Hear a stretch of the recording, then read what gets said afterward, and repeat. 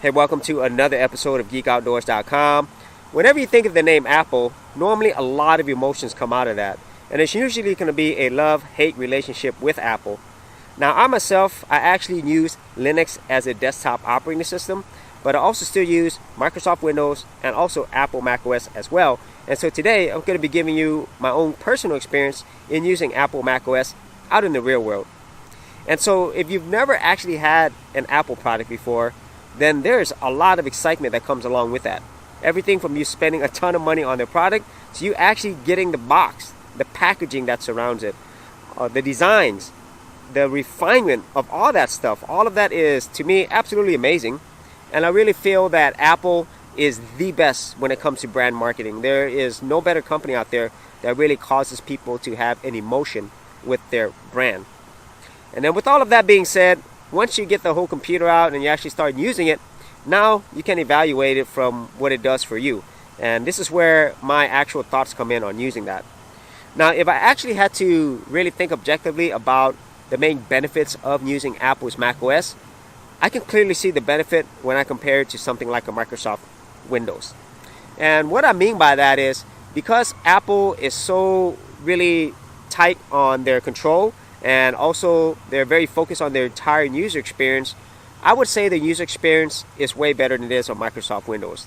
There's less things that distract you, and for the most part, things are a lot simpler and more intuitive than it is in Microsoft Windows.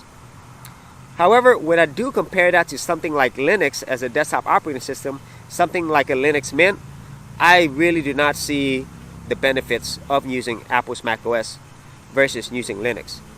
Because in this case, the main difference to me is the user experience and also the user interface. Linux still gives me a much better user experience because I have more control over it. It allows me more freedoms than I would get in Apple's macOS world. And also when it comes to the look and feel, I really feel that Apple still looks better for sure. But with Linux, I can change it however I want. And at the same time, it allows me to actually use my operating system and not have to think about anything else. I don't have to worry about making sure I have my Apple ID in there or transferring files. I don't have to worry as much about compatibility issues. And then also other things that I think are like really relevant to both Apple's macOS and Linux is that Apple isn't known as a gaming system, and neither is Linux.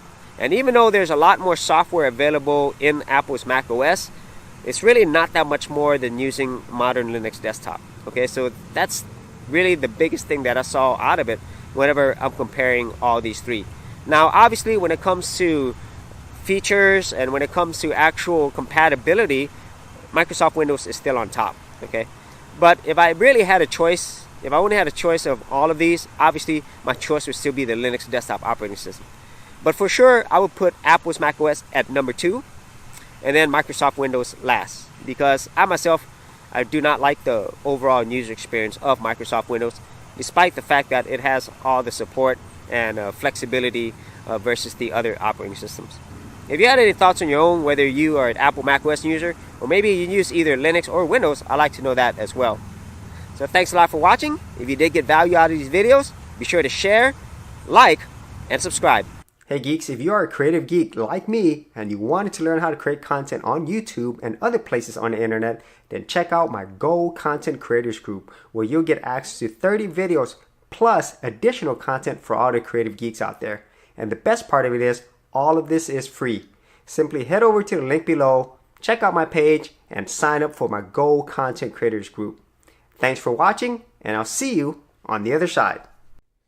Thanks for checking out this episode. And as always, if you like these videos, be sure to click on the subscribe button. And for full written content, audio content, and additional geek stuff, head over to geekoutdoors.com, and I'll see you outdoors on the very next episode.